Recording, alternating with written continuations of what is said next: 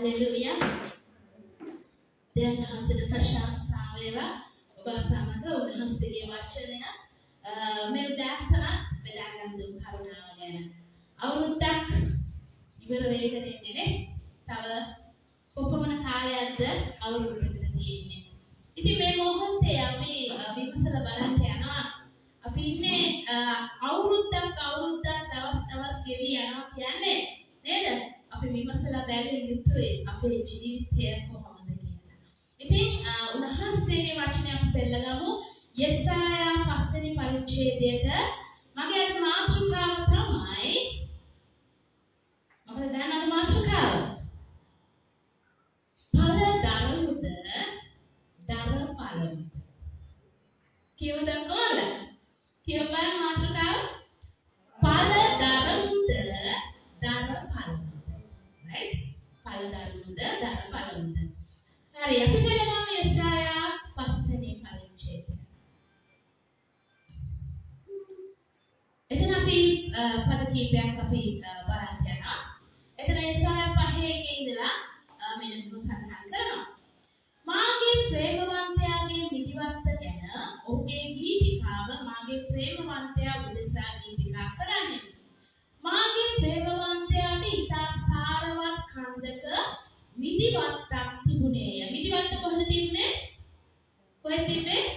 සාරවත් කන්දක. නිකන් කන්දක නෙමෙයි සාරවත් කන්දක. ඔහු ඒක වටකොට අගල කපා ගල් අහකොට ඉතා හොඳ මිදිවැල් හිටවා එහි මැද මුර කොටුවක් ගොඩනගා එහි මිදි යන්ත්‍රයක් සාදා හොඳ මුද්‍රික ඵල හට ගන්නවා ඇත කියා බලා සිටියේ. එතන මොකක්ද කළේ මේ සාරවත් කන්ද කුමක්ද කළේ? ඒක ඉස්සලාම වට කළා. ඒ ඉඩම මොකද කළේ? සාරවත් කන්දේ තිබුණේ මිදිවත්තේ ඉස්සලාම මොනවාද කළේ? වට කළා. ඇයි වට කරන්නේ? ඇයි වැට ගහන්නේ? ආරක්ෂා. ඉස්සලාම ආරක්ෂාව සැපෙවුවා. ඊට පස්සේ අගල් කැපුවා. අපි දන්නවා අගල් කපලා දැන් කුඹුරක උනත් අර අගල් කපන්නේ මොකටද? ජලය හොඳට ඒකට සැපෙන පිණිස නේද? අගල් කපලා ගල් අහක් කරනවා. ගල් තිබ්බොත් මොකද වෙන්නේ? ගහක් ගල් මේ පොළවේ ගල් තිබ්බොත් එහෙම ගහ සාරවත් මුල් හොඳට උල්පත් දක්වා ගහක මුලක් අපි දන්නවා උල්පත් දක්වා ඒ මුල ගහේ මුල යනවා. නමුත් ගල් එහෙම තියෙද්දි මොකද වෙන්නේ? ඒ මුල් වලට යන්න බාධාවක් වෙනවා. අර ඒසසාංශේ වපුරන්නගේ උපමාවෙන් කිව්වේ ගල් උඩ වැටෙන බීජ ඒකේ අර මුල් පොළවට යන්න බැරි නිසා ටික කාලෙකින් මැරලා යනවා. එතකොට මෙයා මොකද කරන්නේ? ගල් පව අයින් කරනවා. ගලුත් අයින් කරලා හොඳ මිදි රෝ හිටෙන්නේ. හොඳ මිදි බල තමයි හිටවලා දෙන්නේ. ඊට පස්සේ ඒක මැද මුර කොටුවකුත් හැදුවා. අර ඔයගලන් දන්නේ නැති හේන් කොවිදෑන් එහෙම කරද්දි අර උඩ උස්ස ගහක පැලක් වැඳලා නේද? හේ පැල් රකින්නවා. ඒ පැල් රකින්නේ සත්තු ඇවිල්ලා විනාශ කරයි කියලා රැට ඒ අස්වැන්න ගන්නකම් රැට පැල් රකලා මොකද කරන්නේ? ඒක තමන්ගේ භෝග ටික ආරක්ෂා කරනවා. උස්ස මුර කොටුවකුත් හැදුවා. ඒකේ හරියටම මැද හදලා දැන් වටේ පේනවා. වටේ පේනවා මිදිවත්ත වටේ පේනවා. ඒ කාටවත් එන්න බෑ. වල් සතෙක්ටවත් එන්න බෑ. අර කියනනේ නරි ඇවිල්ලා තමයි මේ මුල් කන්නේ. එතන මුලම කනවා නරි ඇවිල්ලා. කුඩා සිවල්ලු මුල් කනවා. එතන කාටවත් ඒ විදිහට එන්න බෑ. මුර කොටුවක් හදලා දැන් වටේම හොඳට බලනවා. එතකොට මුද්‍රික යන්ත්‍රයකුත් හැදුවලු. ඇයි මුද්‍රික යන්ත්‍රයක් හදන්නේ? එයාගේ බලාපොරොත්තු මොකක්ද? හොඳ මිදි ආවට පස්සේ මුද්‍රික යන්ත්‍රයක දාලා මේ මිදි යුෂ ගැනීම තමයි ඒ අයිතිකාරයාගේ බලාපොරොත්තු වෙලා තියෙන්නේ. ඊට පස්සේ මොකද උනේ? නමුත් හටගත්තේ වල් මිදි පද. මොකද වෙලා තියෙන්නේ? ලොකු වෙහසක් අරගෙන මිදිවත්තට කන්දක් උඩ තියෙන්නේ. වැටවල් ගහලා අගල් කපලා ගල් අයින් කරලා මුර කොටි දාලා අනේ බලාපොරොත්තුෙන් එනවා චූටි මල් එක්ටි නේද? ආසිතෙන් ඇති මුද්‍රික යන්ත්‍රකුත් තියෙනවා. මුද්‍රික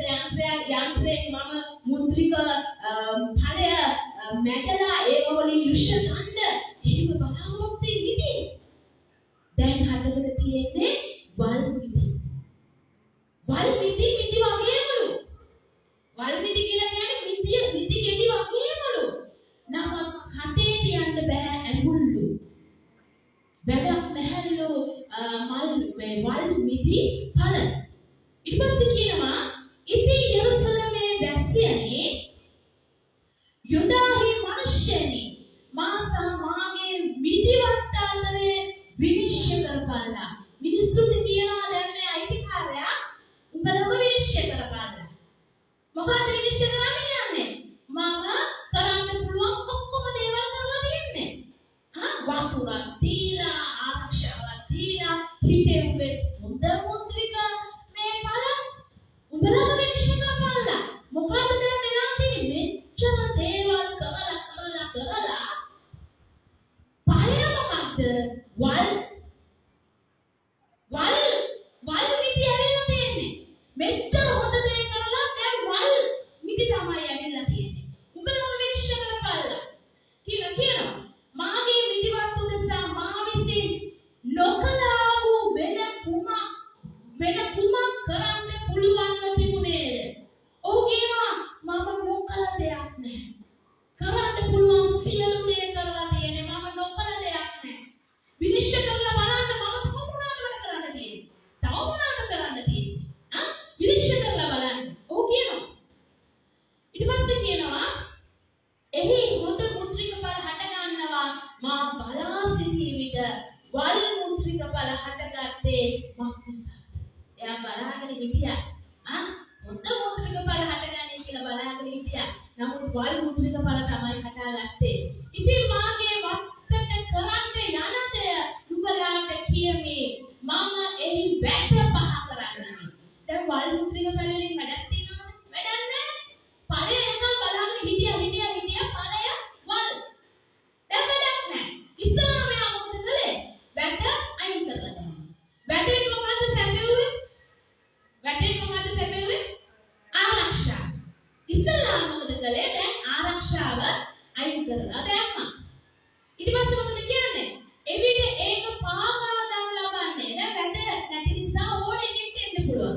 අනේ කොටි වලස්සු නානුගටි එතකොට නාවි ඕන එක්කෙනෙක් ඇවිල්ලා ඕන විදිහකට ඒගොල්ලන්ට ඕනම සෙන්නම දැන් දාන්න පුළුවන්. එහි තාප්පේ විද දාන්නේ තිබ්බ තාප්පයක් විද දානවා. එවිට ඒක මඩනු ලබන්නේ. මම ඒක පාළුවට අරින්නේ නෙමෙයි. එහි අතු පාළුණු ලබන්නේවත් එය කොටනු ලබන්නේවත් නැත. දැන් ඔයගොල්ලන් දන්නවා ඇති ගහක අතු පාහින්න ඕන.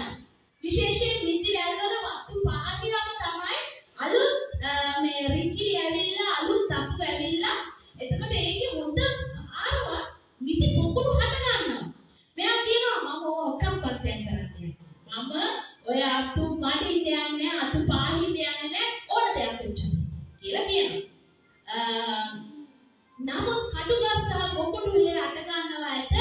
එහි වැසි නොවසින හැටියට වලාකුළු වලට අන කරන්නේ මේ මක්නිසාද සේනාවල ස්වාමීන් වහන්සේගේ මිදිවත් නම් ඊශ්‍රායල් වංශය උන්වහන්සේගේ ප්‍රිය පැලෑටිය නම් යුදා වංශය උන්වහන්සේ යුක්තිය දකින්න බලා සිටිසේක.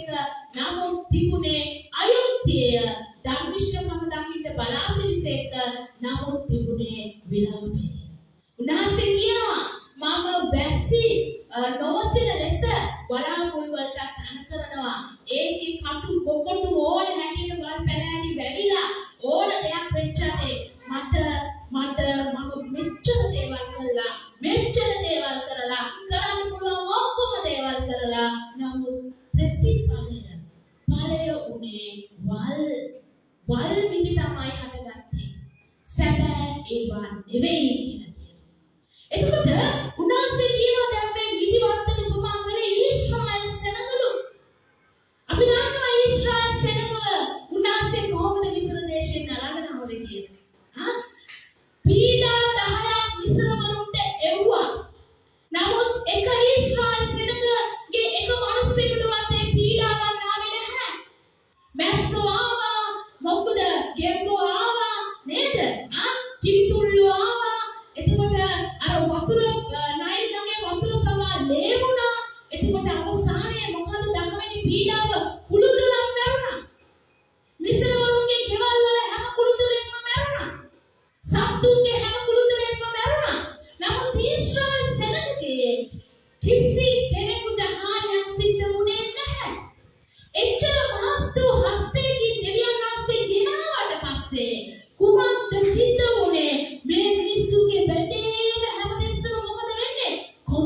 බයිනවා, දොස් කියනවා, මෝසෙස්ටත් බයිනවා නේද? බඩගිනි කියපු මම අහස විවර කරලා මන්න දුන්නා. මන්න කාලා එපා වුණාට පස්සේ අපිට දැන් මේවා කාලා එපා වෙලා කියලා කිව්වම අර විසරේ තිබ්බ සුදුලුණු ගෙඩියයි මේ පැණි ටිකයි මතක් වුණා. මොකද කළේ? වටුව යුවා. දැන් මස් කප්පල්ලා. උඹලට නන්න ඇති වෙලානේ. එහෙනම් මස් කප්පල්ලා. වටුව යුවා. ඒගොල්ලන්ගේ ඇඟේ වස්ත්‍ර පරණුනේවා සෙරප්පු ගෙවුනේවත් නැහැලු. රැට ගිනි කැබකින් මග පෙන්නුවා. දවාලට වලාකුළකින් මග පෙන්නුවා. රතු මුහුද ළඟ ඉද්දි මොකද සිද්ධ වුනේ? අර පාරාවගේ සේනාව ලුහු බැඳගෙන එද්දි මුහුදට පැනලා නැරෙන්න දුන්නේ නැහැ. රතු මුහුද දෙබෑ කරලා පාරක් හදලා යන්න දුන්නා. වෙන්නේ නැති දෙයක්, අස්වාභාවික දෙයක්, ස්වභාවික නැති දෙයක් උන්වහන්සේ කරනු ලැබුවා.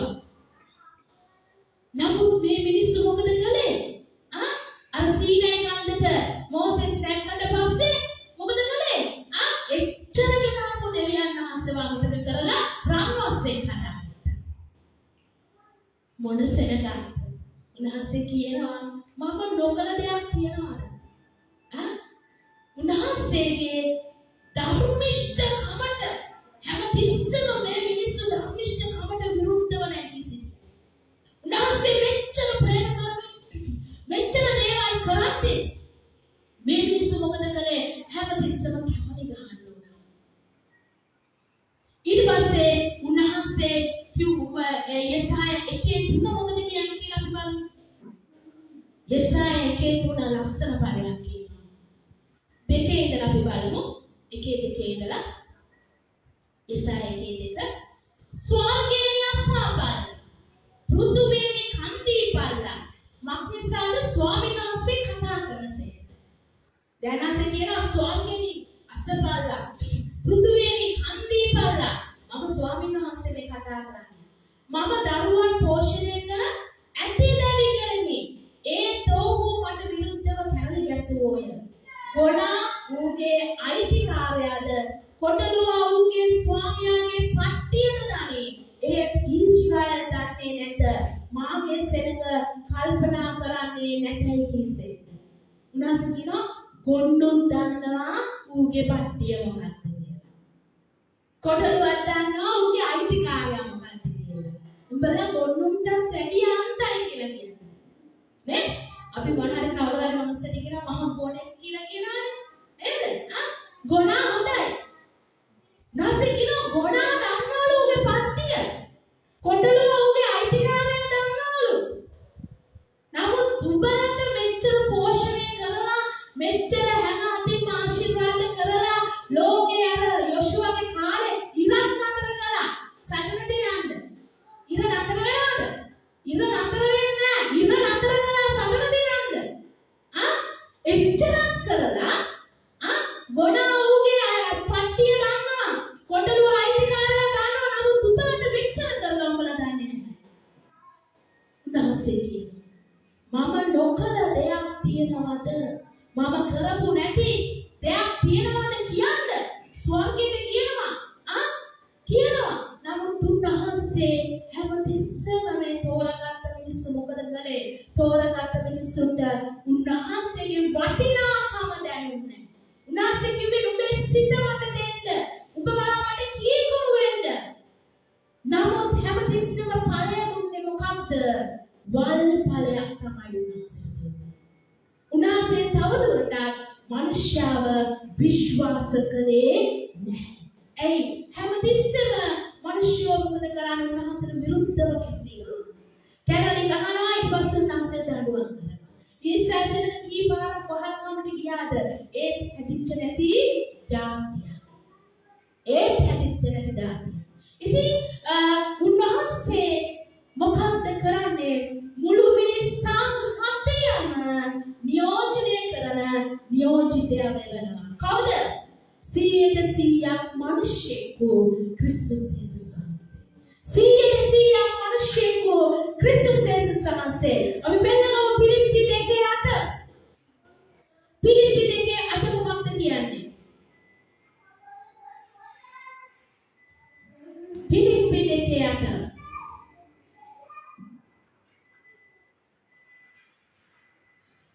උන්වහන්සේ කරන්න පුළුවන් සියලු දේ මිනිස්සු වෙනුවෙන් කරනවා. ඒ තරම් මිනිස්සුන්ට ආදරේ. උන්වහන්සේ කියනවා, මෙතන කියනවා මනුෂ්‍යාකාරයෙන් සිටියේ කලක් මරණය එසේය කුරුසිය මරණය දක්වා කීකරුසෙන්ද. හලෙලූයා. මිනිස්සු අකීකරු වුණා. හැම මනුස්සයම අකීකරු වුණා. කොපමණ දේවල් උන්වහන්සේ කළා, විශ්මිත දේ කළා, හාස්කම් කළා, සැපුවත් මොන දේ කළා හැම තිස්සෙම මිනිස්සු අකීකරු වුණා. උන්වහන්සේගේ සිත රිදෙව්වා. නමුත් මේ මිනිස්සු ක්‍රිස්තුස් යේසුස් වහන්සේ කුරුසියේ මරණය දක්වාම කීකරු වුණා. ආමෙන්. උන්වහන්සේ කුරුසියේ මරණය දක්වාම කීකරු වුණා. දැන් කියනවා උන්වහන්සේ එසේනම් මම නුඹලාට තවත් අවස්ථාවක් දෙනවා. කුරුසියේ මරණය දක්වා කීකරු වුණා මගේ පුතා. 100% මනුෂ්‍යව මගේ පුතා. කුරුසියේ මරණය දක්වා කීකරු වුණා. එහෙනම් මම නුඹලාට තව අවස්ථාවක් දෙනවා. අපි වෙන්නකම මේ අවස්ථාව මොකක්ද කියලා යෝහාන් 15 වෙනි පරිච්ඡේදය. යෙසායා 5 මොකද උනේ? හටගත්තේ මොකක්ද? වල් මිදි හටගත්තා. වල් මිදි තමයි හටගත්තේ. ඵලය උනේ, ප්‍රතිඵලය උනේ වල් මිදි. මෙන්න දෙවියන් වහන්සේ අපිට අවස්ථාවක් දීලා තියෙනවා. නමුත් මේ අවස්ථාවෙන් ප්‍රයෝජන ගත්තේ නැත්නම් සෝරිම තමයි. මේ අවස්ථාවෙන් ප්‍රයෝජන ගත්තේ නැත්නම් සෝරිම තමයි. යෙසායා 5 මොනවද හටගත්තේ? කරන්න පුළුවන් ඔක්කොම දේවල් කළත් මොනවද හටගත්තේ? වල් මිදි. හරි. අපි බලමු දැන් මොකද අපිට කරන්න තියෙන්නේ. යෝහන් 15 කියනවා මම සැබෑ මිදි වැලය. මාගේ පියාණන් වහන්සේ ගොවියාය. මෙන්න උන්වහන්සේ කියන මොකක්ද? මම ඇවිල්ලා සැබෑ මිදි වැල. ඇත්ත මිදි. දැන් අපි දන්නවා ඇත්ත සහ වල් කියලා ಜಾති දෙකක් තියෙනවා කියලා. නේ? දැන් ඇත්ත මිදි වැලක් තියෙනවා. ඇත්ත මිදි වැලක් තියෙනවා. දැන් ඒ මිදි වැලේ පියා ඇවිල්ලා ගොවියා. ඒ ගොවියාට පහේ තිබ්බ ඔක්කොම ටික කරලා තියෙන්නේ. වැටවල් ගහලා, අඟල් කපලා, මුර කොටි ඇති කරලා, ඒ කරන්න පුළුවන් ඔක්කොම ටික දැන් ඔන්න කරලා තියෙන්නේ. සියලු ප්‍රතිපාදන, සියලු පහසුකම් මේ හැමදේම දීලා තියෙනවා. සැබෑ මිදි වැලකුත් තියෙනවා. ඊට පස්සේ කියනවා මා තුලේ තිබී ඵල නොදරන සියලු අතු උන්වහන්සේ පහ කරනසේක ඵලදරන සියලු අතු වඩා ඵලදරන පිණිස උන්වහන්සේ පවිත්‍ර කරනසේක මා විසින් නුඹලාට කී වචනය කන්න කොටගෙන නුඹලා දැන් පවිත්‍රය. මෙන්න 4 කියනවා මා තුල පැවතියල්ලා මම නුඹලා තුල පවතින්නේමි අත්ත මිදි වැලෙහි නොපවතින තනිව ඵලදරන්ට බැරුවක් මේ මා තුලෙහි පවතියු නම් ඵලදරන්ට මා තුලේ නොපවතියු නම් ඵලදරන්ට නුඹලාට බැරිය. මිදි වැල මමය නුඹලා අතුය. යමෙක් මා තුලේ පවතින්නේද මම ඔහු තුලේ පවතින්ද ඒ තැනැත්තේ බොහෝ ඵලතරයි. මක්නිසාද මාගේ වෙන්ව කිසිවක් කරන්න නුඹලාට බැරිය. හලෙලූයා. සැබෑ වූ මිදි වැලක් තිබෙනවා. අපි තමයි අතු. මේ අත්ත මිදි වැලට සම්බන්ධ වෙලා තියෙන කල් ඵලදරන්ට යනවා. වල් ඵල නෙමෙයි. සැබෑ ඵල දරන්ට යනවා. සැබෑ මිදි වැලක් තිබෙනවා. අතු තමයි අපි සැබෑ ඵල දරන්ට යන්නේ කුමක් කළොත්ද? ඒ මිදි වැල තුල පැවතියොත් විතරයි. ඒ මිදි වැලට සම්බන්ධ වෙලා ඉත්‍යත්තට මොකද වෙන්නේ? මේ මිදි වැලේ තිබෙන පෝෂණය මේ අත්තට යනවා. මිදි වැලේ තිබෙන සියලුම සාරය මේ අත්තටත් යනවා. මිදි අත්ත පෝෂණය වෙන්නේ මොකෙන්ද? මිදි වැලෙන්. මිදි අත්ත පෝෂණය වෙන්නේ මිදි වැලෙන්. මේ අත්ත අපි කපලා වෙන ගහක එල්ලලා තිබ්බොත් එහෙම මොකද වෙන්නේ?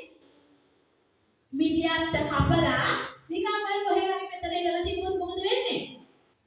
ටික කලක් ගිහලා යනවා ඔන්නේ පොළේ දෙකේ දීපියෝම කියලා ඊට පස්සේ මේ යනවා. පළදරනවද? නැහැ. හැබැයි සම්බන්ධ වෙලා හිටියෝ. මිදි වලට මේ අත්ත සම්බන්ධ වෙලා හිටියොත් මොකද වෙන්නේ? පළදරන්ට යනවා. ආමේන්. පළදරන්ට යනවා. උන්වහන්සේ කියනවා මාගෙන් තොරව ඔබලාට කිසි දෙයක් කරන්න බෑ. නුඹලා කරන්න ගියොත් නුඹලාගේ කඩගන්න යන්නේ අර වල් මිදි. උඹලාට මොන දේ සිද්ධ වුණා මොන දේ කළා මොන ප්‍රතිපාදන හදලා දුන්නා නුඹලාගේ බලයෙන් නුඹලාගේ ශක්තියෙන් සැබෑ ඵල දරන්න බෑ. ඇත්ත ඵලයෙන් නුඹලාගේ නිකුත් වෙන්නේ නැහැ. නුඹලාගේ බලයෙන් නුඹලාගේ ශක්තියෙන් මට සම්බන්ධ වෙන්න ඕන. ඒ සම්බන්ධතාවයෙන් තියෙන්න ඕන සැබෑ ඵල දරන්න නම්. පස්සේ මොනවද උන්වහන්සේ කියන්නේ? උඩ ඉඳලා අපි නැවත කියමුමු. එතන කියනවා මම සැබෑවූ මිදිවැලය මාගේ පියාණන් වහන්සේ ගොවියාය මා තුලේ තිබී ඵල නොදන්න සියලු අතු උන්වහන්සේ පහ කරනසේක. හැබැයි එක භයානක කාරණාවක් තියෙනවා. මොකක්ද? ගොවියා ඇවිල්ලා දෙවියන් වහන්සේ උන්වහන්සේ තුල මේ සැබෑ මිදිවැලට සම්බන්ධ වෙලා නමුත් පළදාව නැත්තම් ඒ අතු පහ කරන්න යන දවස. පළ තමයි මූලික දේ. නැත්තම් ඒ අතු පහ කරන්න යන දවස. මෙතන කියනවා පළ දරන සියලු අතු වඩා පළ දරන පිණිස උන්වහන්සේ පවිත්‍ර කරනසේක. පළ දරන අතු මොකද කරන්නේ? තව වඩා පළ දරන පිණිස උන්වහන්සේ පවිත්‍ර කරනවා. කප්පාදු කරනු ලබනවා. කප්පාදු කරද්දී චුට්ටක් රිදෙනවා. නේ? ටික කාලයක් යන්න ඕනද? එක මිටිල්ලක් දෙකක් බලා ගන්න. නැත්තම් කප්පාදු කරලා ඉති ටිකක් මොට්ට අර මේ මොට්ට වෙලා කියලා ඒ අන්ත ටික මොට්ට වෙලා වගේ තමයි දකින්නේ. කප්පාදු කරලා තියෙද්දි. ටික දවසක් ගියාට පස්සේ තමයි ඔන්න මිටිල්ලක් දෙකක් කොහොම යන්නේ. ඔබ දන්නවනේ මැටි කුඩියක තියෙන අපද්‍රව්‍ය ඉවත් වෙන්නම ඕන ලස්සන වාදනයක් හදන්න නම් නේද? ඒකේ තියෙන ගල් කැට, වැලි කැට, අර තියෙන කනකොළ කෑලි ඔක්කොම ටික අයින් වෙන්න ඕන ලස්සන වාදනයක් හදන්න. කුඹ කාරයා මැටි කුඩිය අරගෙන වාදනයක් හදාගෙන ඉඳි ගල් කැටයක් තිබ්බොත් මොකද වෙන්නේ? ඒ වාදනය අලංකාරව හදාගන්න බැරුව යන මොකද ගල් කැටේ අයින් කරනවා. නැත්තම් එතන හිලක් හැදෙනවා. තියෙන අර අපද්‍රව්‍ය ඔක්කොම අයින් කරන්න ඕන. නැත්තම් මොකද වෙන්නේ? ලස්සන වාදනය නිර්මාණය වෙන්නේ නැහැ. එහෙනම් අපි වඩා ඵල දරන සුද්ධාසේ ක්‍රියාවලියක් කරනවා. අපිව කප්පාදු කරනවා. කප්පාදු කරන්නේ අර කල්කට වැඩිකට අරන් දාදු චුට්ටක් රිදෙනවා. නමුත් වඩා ඵල දරනවලු. ඒ අතු වඩා ඵල දරන්න යනවා. එතකොට මෙතන කියනවා හැබැයි ඵල දරන අතු තමයි කප්පාදු කරන්න යන්නේ. ඵල දරන අතු තමයි කප්පාදු කරන්න යන්නේ. ඵල නොදරන අතු සම්පූර්ණයෙන්ම කපලා ඉවත් කරන්න යනවා.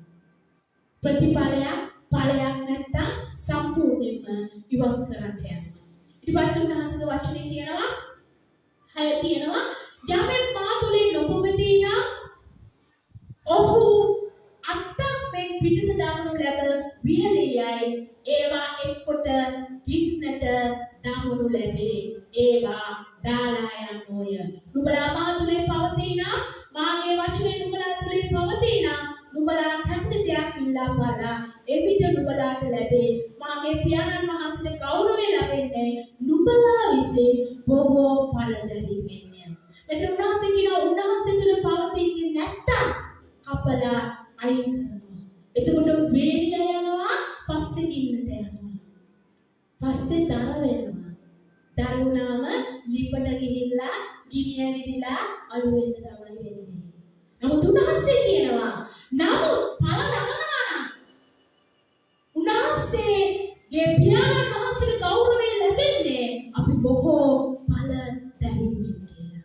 අපි බලමු මේ පළ කියන්නේ මොනවාද කියලා. අපි බලන්න යනවා පළ කියන්නේ මොනවාද කියලා. යෝහන් 15 කියනවා මිදිවැල මමයි නුඹලා අතුයි යමෙක් මා තුළ පවතින නම් මම ඔහු තුළ පවතිනවා ඒ තැනැත්තේ බොහෝ පළ දරනවා කියලා. අපි බලමු මත්තෙව් 7 වෙනි පරිච්ඡේදයට අපි පෙරලමු. මත්තෙව් 7 වෙනි පරිච්ඡේදය. මත්තෙව් 7 වෙනි පරිච්ඡේදයේ 16 ඉඳලා 20.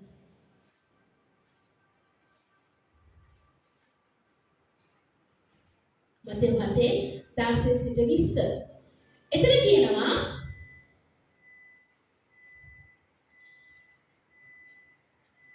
ඔවුන්ගේ පළවලින් නුඹලා ඔවුන් හැඳින ගන්නෝය.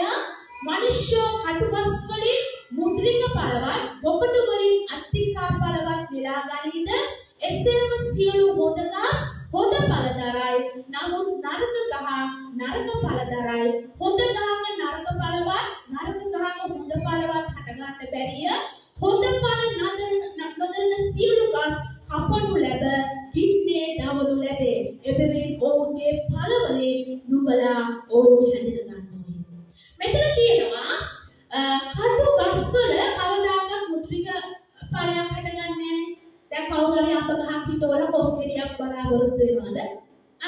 පොල් ගහක් හිටවල පුවක් ගෙඩියක් බලාපොරොත්තු වෙනවද? නෑ. පොස් ගහේ එන්නේ පොස්, පුවක් ගහේ එන්නේ පුවක්, අඹ ගහේ එන්නේ අඹ. වෙන ගෙඩිය එන්නේ නැහැ. එතකොට මොන හරි කටු ගහක් හිටවලා ඒ කටු ගහේ මුද්‍රික ඵල බලාපොරොත්තු වෙන්න බෑ. නරක ගහක් හිටවලා ඒ නරක ගහේ හොඳ ඵලෙ කියලා බලාපොරොත්තු වෙන්න බෑ. හොඳ ගහකින් නරක ඵල එන්නේ නැහැ. නරක ගහකින් හොඳ ඵල එන්නේ නැහැ. අපිව හඳුනන්නේ මොනවලින්ද? අපේ ඵලවලින්. ගහ හඳුනගන්නේ ගහේ ඵලෙන්. ගහේ ගෙඩි වලින් තමයි ගහ හඳුනන්නේ. එහෙනම් මනුෂ්‍යව අඳුරා ගන්නු ලබන්නේ මනුෂ්‍යයාගේ ඵලවලින්මයි. මනුෂ්‍යව අඳුරන්නේ මොනවලින්ද? මනුෂ්‍යයාගේ ඵලවලින්. එවත් මම බලමු යාකොබ් 3:12. යාකොබ් 3:12 එතන කියනවා මාගේ සහෝදරනි අත්තිකා ගහේ ඔලිව පළවත් මුද්‍රික වැලේ අත්තිකා පළවත් හට ගන්න පුළුවන්ද? කරදියෙන් විරිදිය නික්මෙන්න පුළුවන්ද? එතන කියනවා අත්තිකා ගහේ ඔලිව මේ ගස් ඔලිව පළ එන්නේ නැහැ. ඔලිව ගහේ අත්තිකා පළ එන්නේ නැහැ. ඒ වගේ තමයි කරදියෙන් විරිදිය එන්නේ නැහැ. විරිදියෙන් කරදිය එන්නේ නැහැ. එහෙනම් අපිව මේ අපේ ඵලයෙන් තමයි අපි ගහට සම්බන්ධ වෙලාද කියලා දැනගන්න. කොහොමද? ක්‍රිස්තුස් යේසුස් වහන්සේට සැබවින්ම ක්‍රිස්තුස් යේසුස් වහන්සේ නැති මිදිවැලට අපි සම්බන්ධ වෙලාද කියලා දැනගන්නේ කොහොමද? අපෙන් නිකුත් වෙන ඵලයෙන්. අපෙන් නිකුත් වෙන ඵලයෙන්. අපි යහපත් ඵලද නිකුත් කරන්නේ අයහපත් ඵලද නිකුත් කරන්නේ. ක්‍රිස්තුස් වහන්සේට සම්බන්ධව සිටිනවා නම් උන්වහන්සේ තමයි ඇත්ත මිදිවැල. එහෙනම් මේ මිදිවැලට සම්බන්ධ වෙලා ඉන්න අය සැබෑ ඵලයි දරන්නේ. ඇත්ත මිදිවැලට සම්බන්ධ වෙලා ඉන්නවා කීකී අත්තිකා ගෙඩියක් දෙන්නේ. එහෙනම් කොහේ හරි අත්තිකා ගාන සම්බන්ධයක් තියෙන්න ඕන. නැත්තම් මිදි පොකුරට මිදිවැලට සම්බන්ධයි කීකී ඒකේ ගෙඩි එන්නේ අත්තිකා. මිදිවැලට සම්බන්ධයි කීකී ඒකේ ගෙඩි වෙන්නේ අඹන. කොහේ හරි මුල අඹ ගහට සම්බන්ධ වෙලා තියෙන්න ඕන. නැත්තම් නිකන් එන්නේ නැහැ. නේද? එහෙනම් ස්වරූපය මොකක්ද? ස්වරූපය මොකක්ද? ක්‍රිස්තුස් යේසුස් වහන්සේ නැමැති මිදි ගහට සම්බන්ධ වෙලා ඉන්නවා නම් එළියට එන්න ඕන ක්‍රිස්තුස් යේසුස් වහන්සේ. ආමෙන්. ක්‍රිස්තුස් යේසුස් වහන්සේ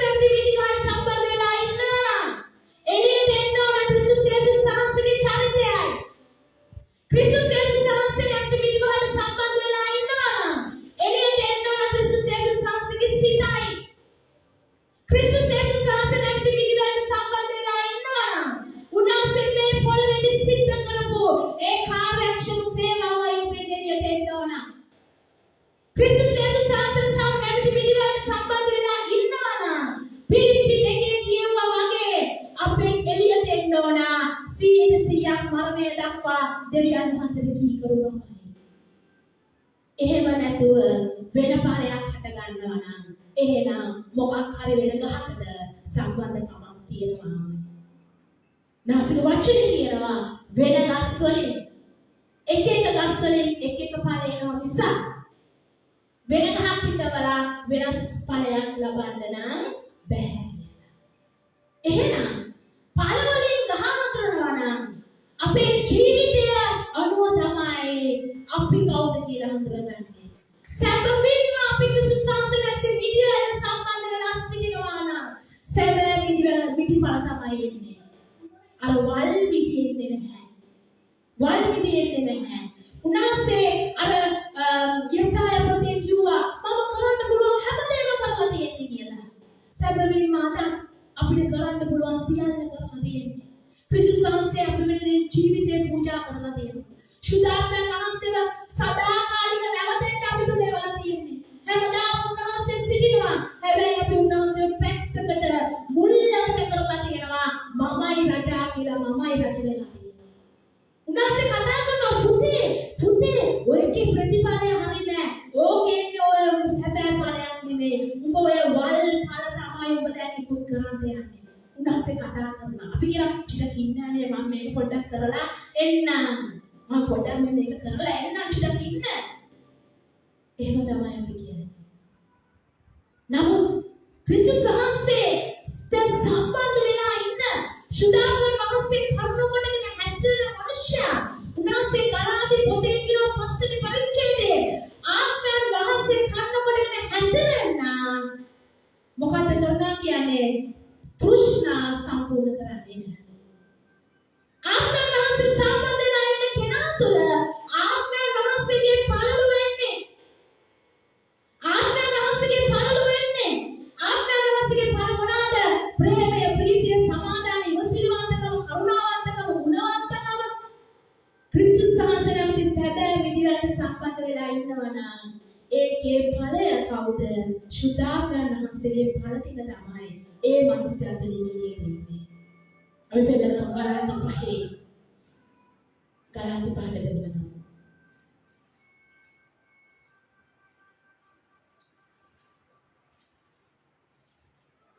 ගලාති පහේ 16 සිට අපි බලන්න යනවා. එතන කියනවා නමුත් ආත්මයන් වහන්සේ කන්න කොටගෙන හැසිරියලා එවිට නුඹලා මාසේ තෘෂ්ණා සම්පූර්ණ කරන්නේ නැතයි කියනවා. උනාසික වචන කියනවා ආත්මයන් වහන්සේ කන්න කොටගෙන හැසිරෙනවා නම් මාසේ තෘෂ්ණා සම්පූර්ණ කරන්න යන්නේ නැහැලු. හරිද? මාසේ තෘෂ්ණා සම්පූර්ණ කරන්න යන්නේ නැහැලු. එතකොට අපි 10 බැලුවොත් නමුත් නුඹලා ආත්මයන් වහන්සේ විසින් ගෙන යන ලබන්න උනම් නුඹලා ව්‍යවස්ථාව යටතේ නොවන්නෝය. ඉතින් මාසේ ක්‍රියා ප්‍රකාශ වී තිබේ. මෙන්න දැන් අර අත්තික් මේ මොනවාද මිදිකහෙන් අත්තික් කපල බලාපොරොත්තු මේ අත්තික් අතරින් මිදිපල බලාපොරොත්තු වෙන්නේ නැහැ. මිදිපලෙන් අත්තික් කපල බලාපොරොත්තු වෙන්නේ නැහැ. හැබැයි මාසේ තුල සිටිනවා නම් ඒ කියන්නේ මිදිවැට සම්බන්ධ වෙලා කීකී කොහෙන් හරි අත්තික් කාගාවට සම්බන්ධ වෙලා ඉන්නවා නම් මෙන්න මේව තමයි එළියට එන්නේ. මොනවද එළියට එන්නේ? වශ්‍යාකම, අපවිත්‍රකම, සල්ලාලකම, රූප වැදීම, මායාව, සතුරුකම්, විවාද, ඊර්ෂ්‍යා, ක්‍රෝධ, පක්ෂපාතිකම්, ભેද, ලබ්ධිභේද, වෛර, බීමක්කම්, මංගල ഘോഷා, තවත් එවැනි දේවල්. ඒ කියන්නේ තව මේ ලිස්ට් එකේ තියෙන චුට්ටයි. තව ගොඩාක් එවැනි දේවල් තියෙනවා. ඒවා තමයි අර මිදිවට සම්බන්ධ වෙලා ඉන්නවා, මිත්‍යාත්තිකාගාමී සම්බන්ධ වෙලා ඉන්නවා නම් එළියට එන්නේ මෙන්න මේ දේවල්. ભેද පතුරවනවා, එක කල්ලි දීපෙනවා, වශ්‍යාකම් තියෙනවා, අපවිත්‍රව හැසිරෙනවා. රූප හදින්නේ නැහැ කිව්වට අපේ ගෙදර රූප නැහැ කිව්වට දෙවියන් වහන්සේට වඩා මේ රූප දෙනවා අපේ ජීවිතවල. අපේ ගෙදර රූප නැහැ. එහෙම කියලා කිව්වට දෙවියන් වහන්සේට වැඩිය මේ දේවල් වලින් විදිහට රූප නමස්කාරය තියෙන ඇතුළේ. ඒ දේවල් ආත්මික වශ්‍යකම තියෙනවා, ශාරීරික වශ්‍යකමක් තියෙනවා. නේද? එතකොට ශාරීරික වශ්‍යකම කියන්නේ තමන්ගේ ස්වාමි පුරුෂයාට අමතරව වෙන එක භාවයාව නැතුව වෙන ස්ට්‍රීම් එක සම්බන්ධකම් පවත්වනවා නම් ඒක අවශ්‍යම.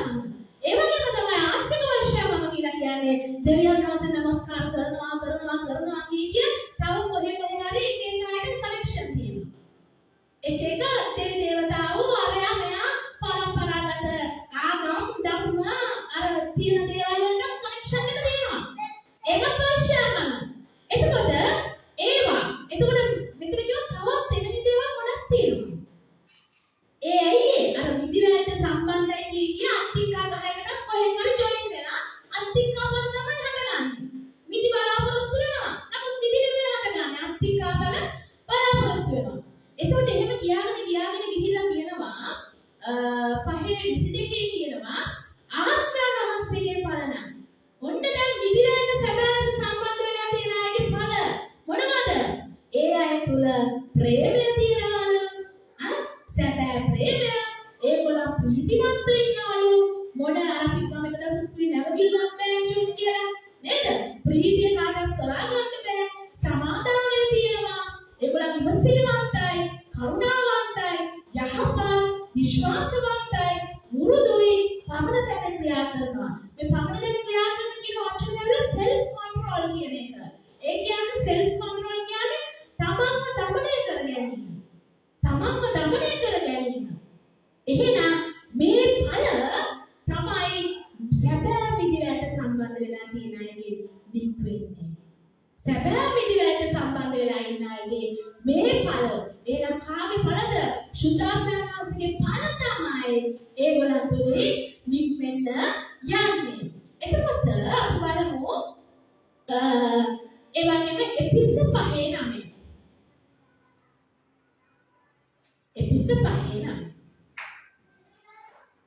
එපිස 5:9 කියනවා ආලෝකයේ පලන සියලු ආකාර යහපත්කම ධර්මිෂ්ඨකම සැබෑකමත්ය.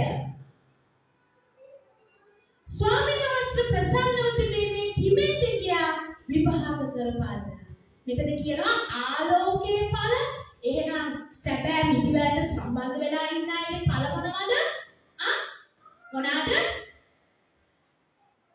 යහපත් සියලු ආකාර යහපත්කම. හැම ආකාරයක යහපත්කම, ධර්මිෂ්ඨකම, සැබෑකමත්ය. ස්වාමීන් වහන්සේ ප්‍රසන්න දේ තමයි ඒ අය කරනු ලබන්නේ. ඊට පස්සේ කියනවා අන්ධකාරයේ ඵල මොනවද කියලා. අන්ධකාරයේ ඵල වලට දොස් කියන්නේ කියලා කියනවා.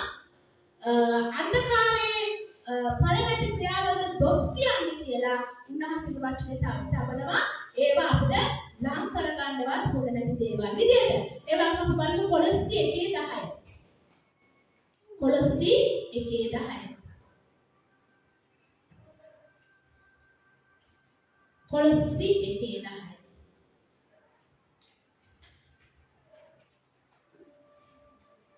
කොලොස්සි 1:10 කියනවා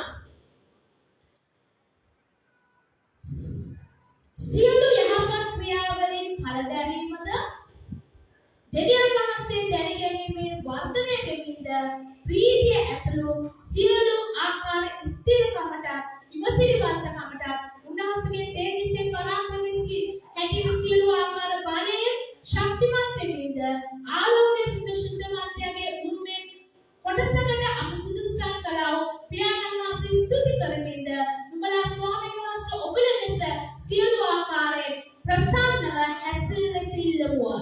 මෙතන කියනවා මොකක්ද? දැනගැනීමෙන් පූර්ණ වෙලා සියලු යහපත් ක්‍රියාවල් වලින් ඵල දරන්න කියලා.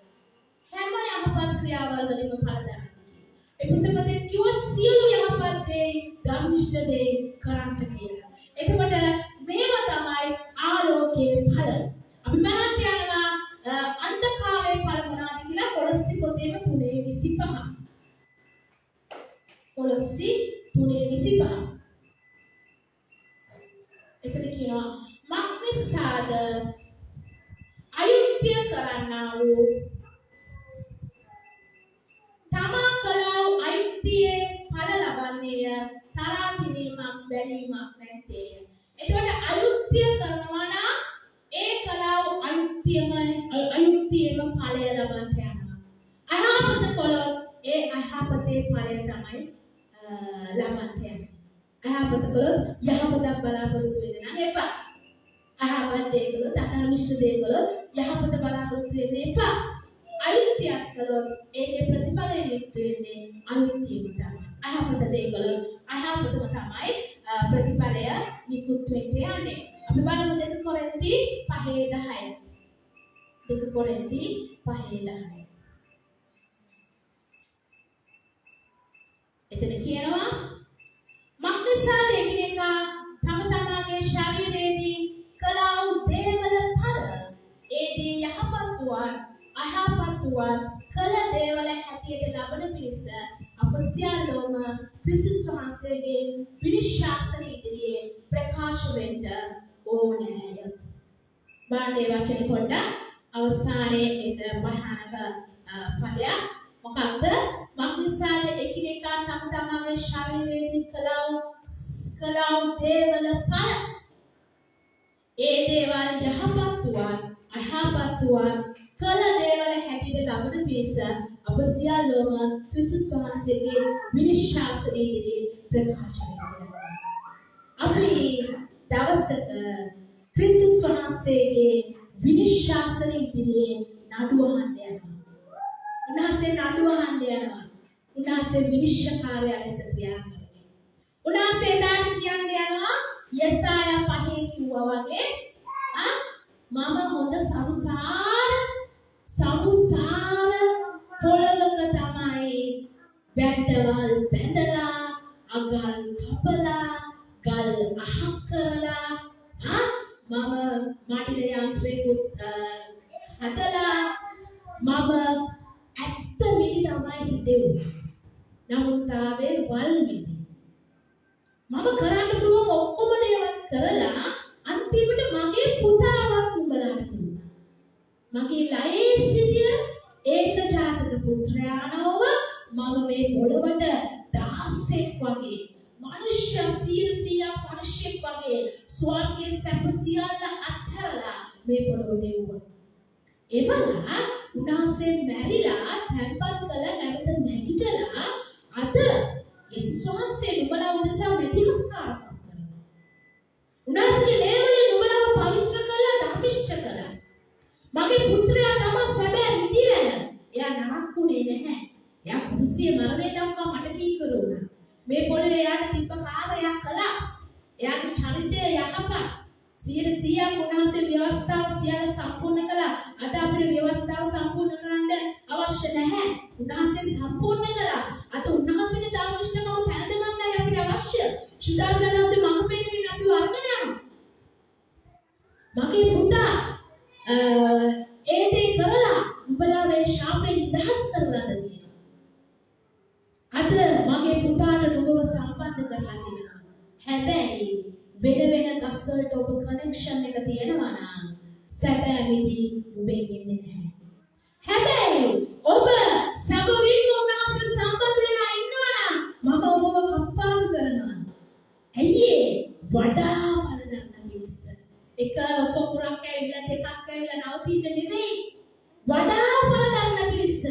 ඒ පළ දැරීමෙන් තමයි මගේ පියාණන් සතුටු වෙන්න යන්නේ. පියාණන් සතුටු වෙන්න යන්නේ අපේ පළ දැකලා. අර මතේ පොතේදී යේසුස් වහන්සේ එනවා බඩගින්නේ අත්තිකා ගහක් ළඟට. ඇවිල්ලා පළ හොයනවා. පළ නැහැ. අවසානයේ උන්වහන්සේ මොකද කළේ? ඒ අත්තිකා ගහට ශාප කරපුවාම ඒක වෙන්නේ. එහෙනම් මෙතන කියනවා විනිශ්චය දවසක් තියෙනවා නඩුව අහන්න යනවා. මොනවද? අපේ ශරීරයෙන් කළා හැම දේවල පළානුව යහපත් දේද අයහපත් දේද ඒ හැම දෙයකටම අනුව නුඹලාගේ ඵලය මොකක්ද? අපේ ජීවිතවල ඵලය මොකක්ද? ඵලය අනුව විනිශ්චය කරන්න යනවා. ඵලදාව බලන්න යනවා. මිදිවත් යයිතිකාරයයි දාන්න මොනවාද ඉපදවපු ඵල කියලා. ඊට අපි බැලුවා ඵල ආත්මයන් වහන්සේගේ ඵල අපේ ජීවිතවල තියෙනවා. ක්‍රිස්තුස් යේසුස් වහන්සේට සම්බන්ධ වෙලා ඉන්නවා. ක්‍රිස්තුස් යේසුස් වහන්සේගේ සිත අපිට තියෙනවා. ක්‍රිස්තුස් යේසුස් වහන්සේට සම්බන්ධ වෙලා ඉන්නවා. ක්‍රිස්තුස් යේසුස් වහන්සේගේ චරිතය අපිට තියෙනවා. ක්‍රිස්තුස් යේසුස් වහන්සේට මිදිවලට සම්බන්ධ වෙලා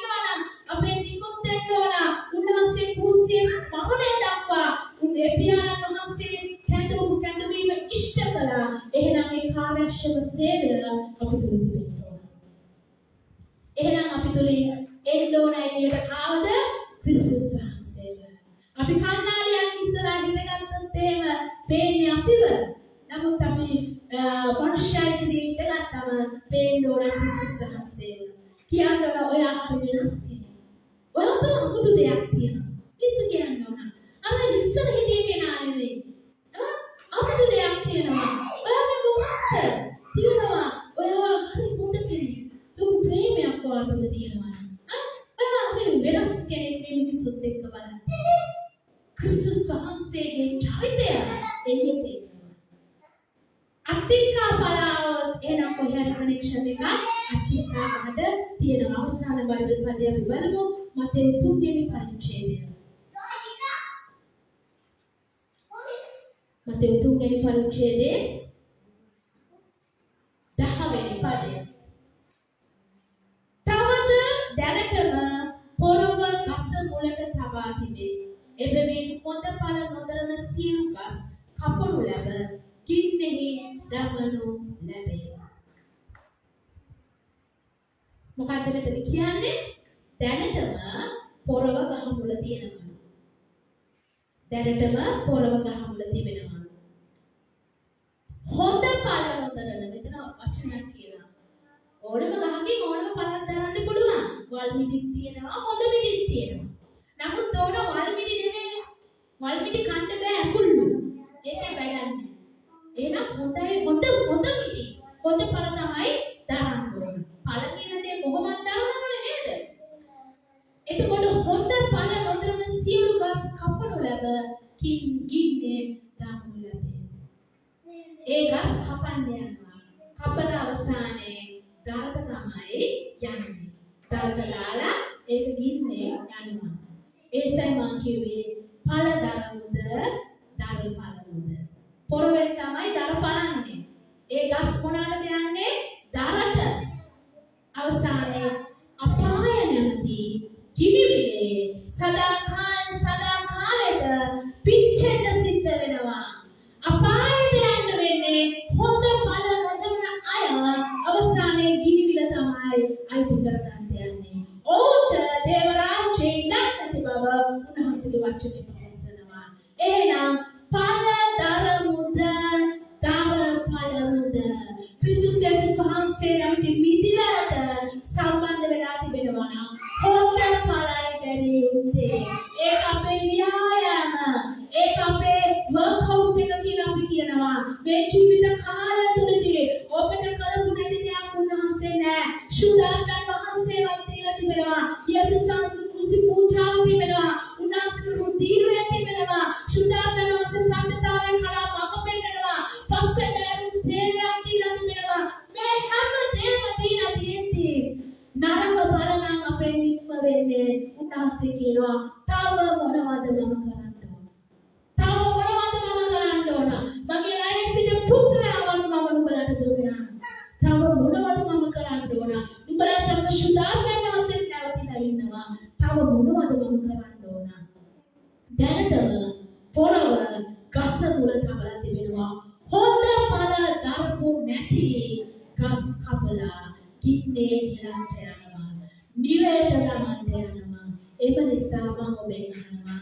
ඒ ක්‍රිස්තුස් වහන්සේ නැමැති විදිහට සම්බන්ධ වෙලා සැබෑ ඵල හොඳ ඵල දරමුද නැත්නම් අවසානයේ ක්‍රිස්තුස් වහන්සේ විනිශ්චාසනයේ සිටින්න යනවා. ඒ ඵල නොදරපු හොඳ ඵල නොදරපු ගස් කපලා ගින්නේ නමන්ට. එසේනම් හොඳ ඵල දරමුද දර ඵලමුද? දැන් සිසියන්ට ආශිර්වාද